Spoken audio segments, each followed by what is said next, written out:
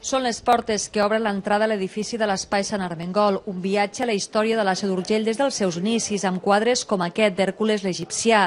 La llegenda diu que va fundar la ciutat el 1699 a.C. A les parets, fotografies antigues o la projecció dels aiguats del 82. Que la ciutat ha crescut ho evidencia aquesta instantània presa des de l'aire. Que raro que em diguin si vaig a la Seu és perquè hi soc. I consideraven a partir del passeig que anaves a la Seu, perquè allò era als afores. I m'ha impressionat precisament per això, perquè he crescut tantíssim, amb 40 i pico d'anys que sóc aquí, ha crescut una barbaritat.